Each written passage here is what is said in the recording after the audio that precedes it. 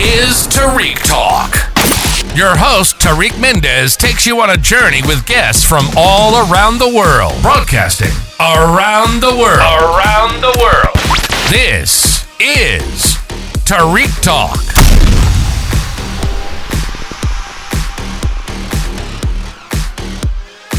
Today I'm with Megan Olson at the Brooklyn Army Terminal during the CHASHAMA Open Studios. How are you, Megan? I'm good, thank you. You have such a calm demeanor, and I love your voice. You would do great for recording audiobooks. Oh, good. But anyway, back to the artiste. How are you today? I'm good. Thank you so much for being on the podcast. I have to say, her studio is so cool. There's so much mediums and colors. Can you describe yourself a little bit as an artist? Sure. I'm an abstract painter. Okay. And I have a lot of inspiration from the early modernist painters of the 30s and 40s. Oh, wow. And while I was in school in San Francisco in the 90s, I hung out with a lot of graffiti writers. Oh, wow.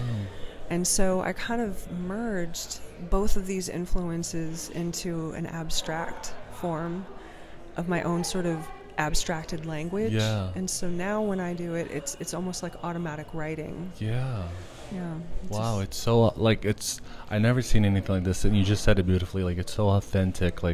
It does bring back to the graffiti, the inspiration, but the way you did it is so magnificent. And can you tell me a little bit about your creative process? How do ideas come to you? Usually I start with color. I'm really, really interested in color theory and how colors work together. There are certain colors that I use because of the palette, just a personal choice. There are some pieces that I've done in the past that were sort of based on different challenges that my color theory teacher had presented. One was psychological color, local color, social color. There's all of these conceptual ideas behind color too. So for me, color is really one of the most important starting points.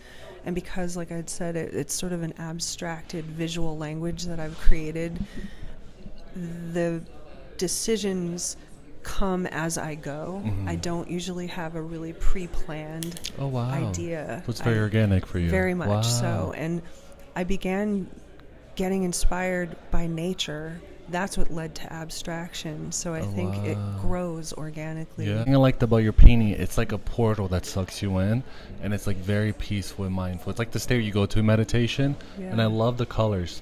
Thank you. And what's your studio ritual like when you come in? Are you able to get to work right away? Yes. Or do you have to have a coffee or meditate or anything like that? No, you know what? You're right. Actually, I do. I need to. I make a tea. Oh, wow, I have a lot of different kinds of tea here. Oh, fancy. I love coffee in the morning, but when I come here, I'll have some tea, and I decide what I'm going to jump into. Usually it's something smaller where I'm sitting down and just sort of approaching it on the easel. Okay. I do have, as you can see, some very large pieces, so I might warm up and get into the bigger pieces a little later in the day, but I definitely like to sit with my tea and just sort of contemplate what's in front of me. That's very cool, yeah. Do you happen to have a dancer background or anything like that? That is so interesting. I personally don't, but my husband has worked for Bill T. Jones, the famous dancer, for many, many years. And so I do think seeing so much modern dance has definitely influenced the work a little. Just movement is important. And because your work, especially, there's such a beautiful coordination, it's so it flows so beautifully together. And what inspires you? What motivates you to do art? I think for me, I've been doing art since literally I was 2. It was just something that both of my parents, they divorced when I was 2, but they both were very interested in art. My father was a painter.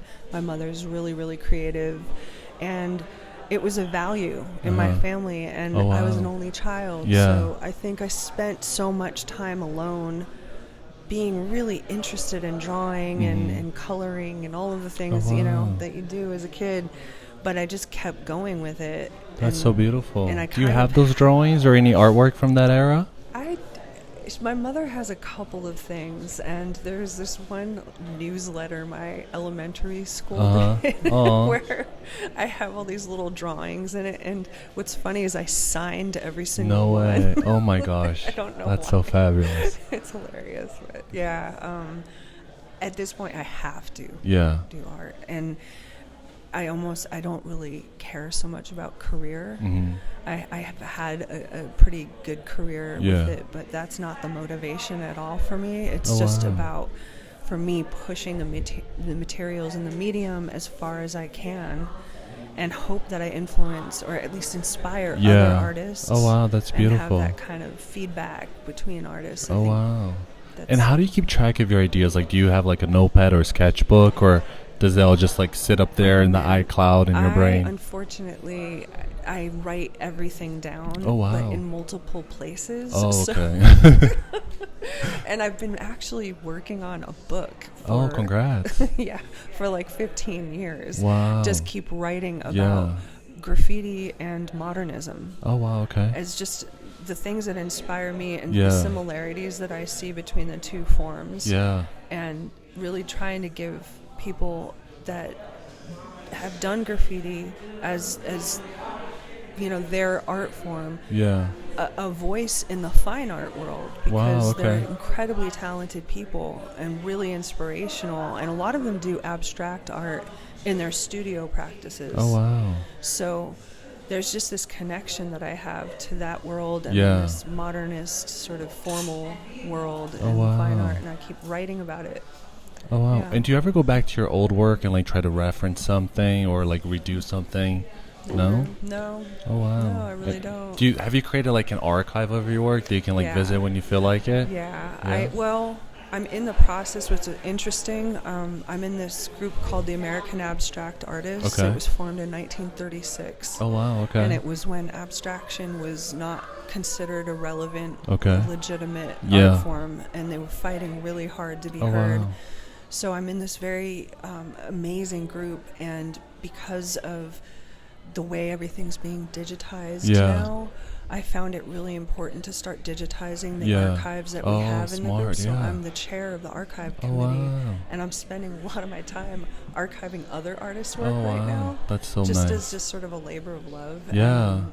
My own is sort of suffering, but I do have plans to get to my own archive. Oh wow! And can you share your Instagram with us so we can like check you out and see any events coming up? It's Megan Olson Art. Okay. And it's MEGANOLSONART.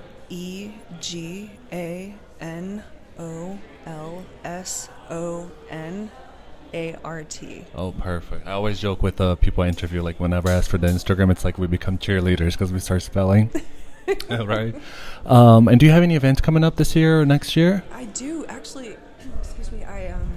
A friend of mine she has a store in the East Hampton. Okay. And she's doing a pop-up in the Lower East Side. Oh, nice. It's to be announced later in December, where they're going to feature my work, but I also have started painting on clothing. Oh, nice. So I'm going to do a little capsule for that event. Oh, wow. And then I'm in a group show in February with the American Abstract Artists.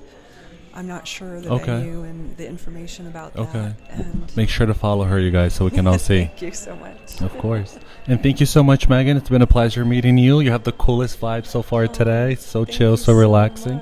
Sorry for my delayed brain. I've been doing this since like 7 a.m. And yeah, guys, go please follow her. She's amazing. The work is amazing. Everything is amazing. And hopefully we see each other then on your next show, okay? Thank you so much. Thank you. Have a great day. Thank you for listening to Tarik Talk. Follow Tarik Talk on all social media channels and check out the video interviews online.